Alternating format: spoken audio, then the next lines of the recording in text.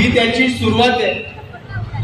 मी police निरीक्षक बनसोडे साहेब इथे आलेत ना, आपल्या कृती समितीचं पहिलं निवेदन आज आपण त्यांना देणार आहोत आणि तुमच्या खांद्याला खांदा लावून या ठिकाणी जो काही निर्णय आपल्या देवरोडचे नागरिक घेतील त्यांच्या बरोबर आम्ही उभे राहणार आहोत। मगाशी उल्लेख झाला, ज्यावेळेस या पुलाचं काम झालं त्यावेळेस किंवा त्याच्या अगोदर 360 जणांचे मृत्यू इथं झाले।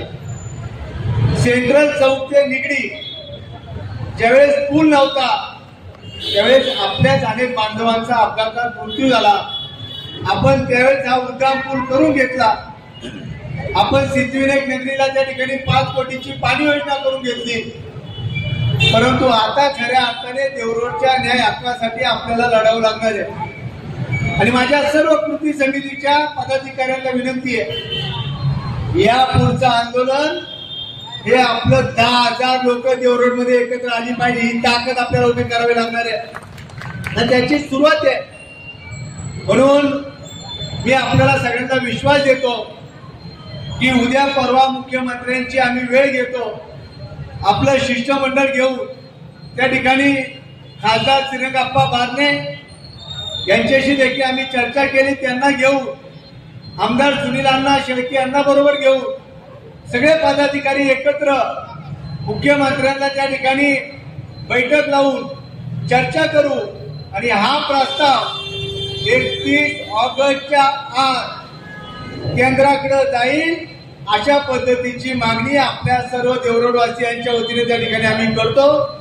हा विश्वास देण्यासाठी आम्ही या ठिकाणी आलेलो आहोत। आपल्या विभागाचे एसीपी कोकणर साहेब देखील या ठिकाणी उपस्थित झालेले आहेत।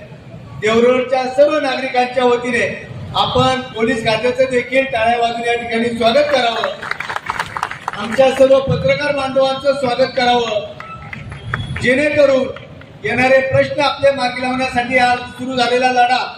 खरं तर तंत्रपाळ साहेब तुम्ही बोलल्यानंतर आम्हाला असं वाटलं आपण कुणीच बोललं नाही पाहिजे, कारण तुमच्या ज्या भावना आहेत तुम्ही ज्या पद्धतीने मांडल्यात की या देवरोड शहराने आम्हाला आमचं एक नाव दिलंय, या देवरोड शहराने आमची ओळख निर्माण केली, त्या देवरोड शहराच्या प्रत्येक नागरिकाच्या भवितव्यासाठी आम्ही सगळे एकत्र येऊन लढा देऊ हा विश्वास देतो आणि या ठिकाणी थांबतो। धन्यवाद। जय हिंद, जय भीम, जय महाराष्ट्र।